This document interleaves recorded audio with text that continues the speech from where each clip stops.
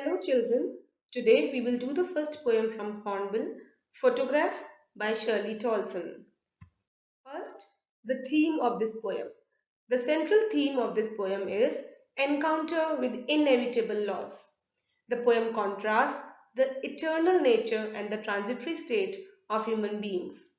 This has been done through a very simple, ordinary photograph taken long time back when a mother was a child. Stanza 1, lines 1 to 4. The cardboard shows me how it was when the two girl cousins went paddling, each one holding one of my mother's hands, and she, the big girl, some 12 years or so. The poetess begins by describing a photograph, which is probably pasted on a simple cardboard. Nothing very fancy. In fact, cardboard itself is a symbol of something very fragile, having a short life.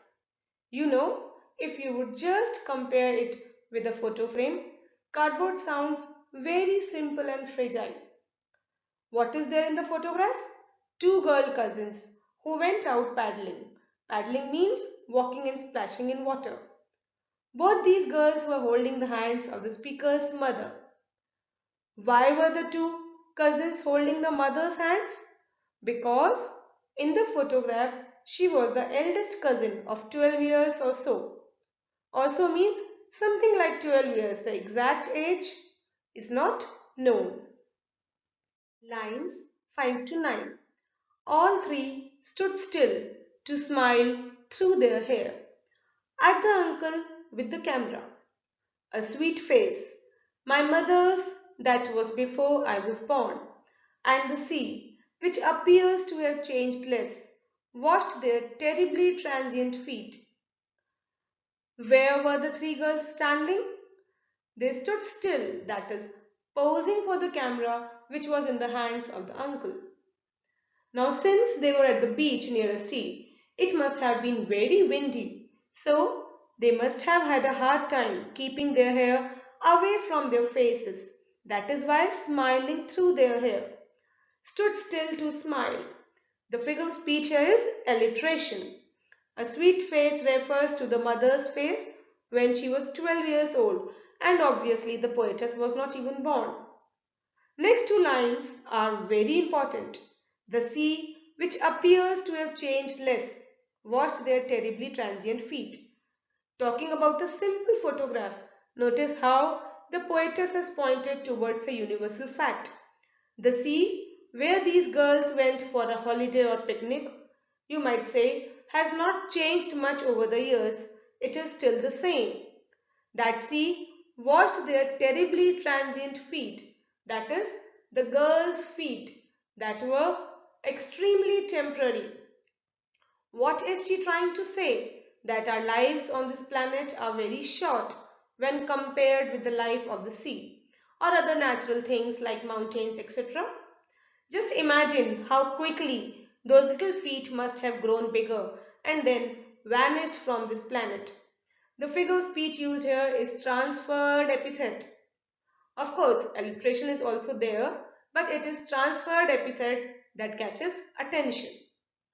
What is transferred epithet? Well, it is a figure of speech in which a modifier, usually an adjective, qualifies a noun other than the person or thing it is actually describing. In other words, the modifier or epithet is transferred from the noun it is meant to describe to another noun in the sentence. An important question. What has not changed over the years? The sea. Sea symbolizes eternity and immortality of nature, while our lives, that is lifespan of a human being, is very short in comparison. Terribly transient.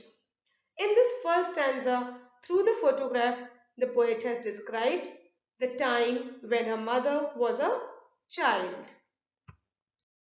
Let us move to the second stanza, lines 10 to 15. Some 20-30 years later, she would laugh at the snapshot. See Betty and Dolly, she would say, and look how they dressed us for the beach. The sea holiday was her past. Mine is her laughter. Both rhyme with the labored ease of loss.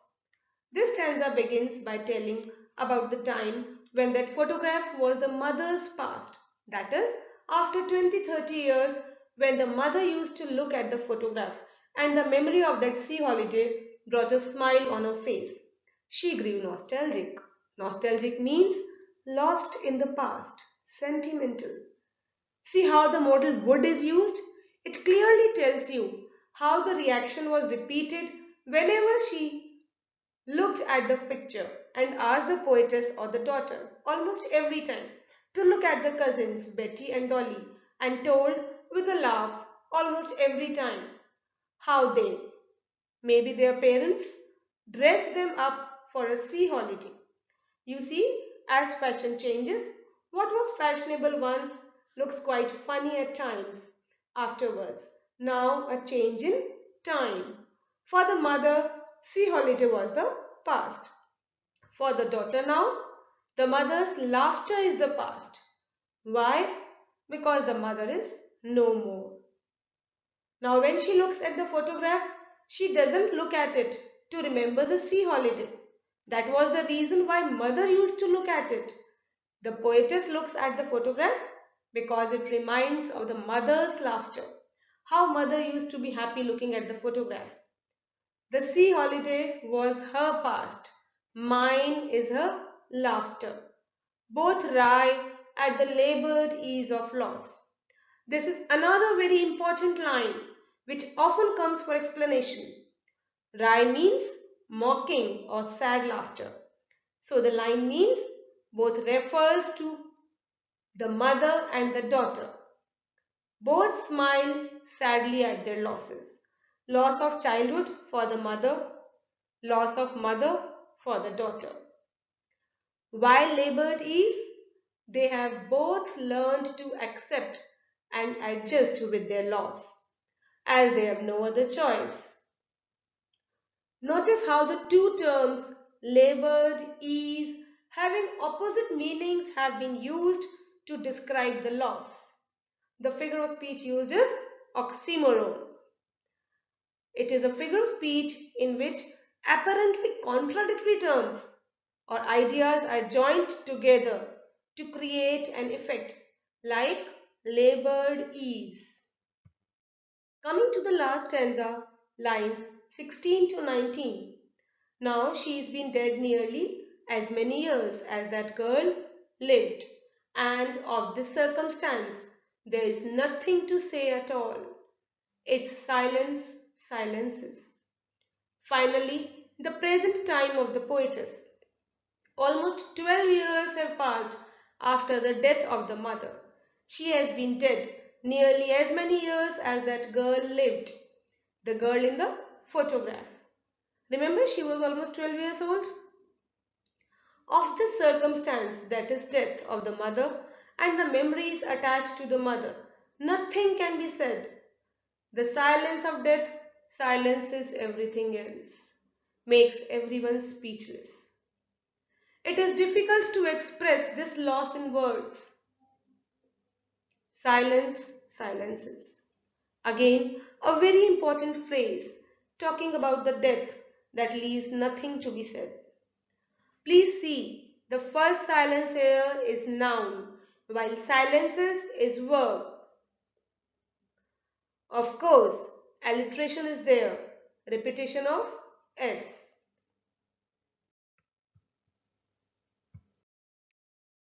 Finally, a quick recap of the three stages depicted in the three stanzas. Stanza 1, Mother's Adolescence. Stanza 2, Daughter's Adolescence and Mother's Adulthood and Death. Stanza 3, Daughter's Life with only the memories of the mother after her death, or the daughter's sense of loss. Important terms to remember: cardboard, terribly transient feet, the labored ease of loss, silence, silences. Hope you enjoyed this poem. Thank you and keep enjoying literature.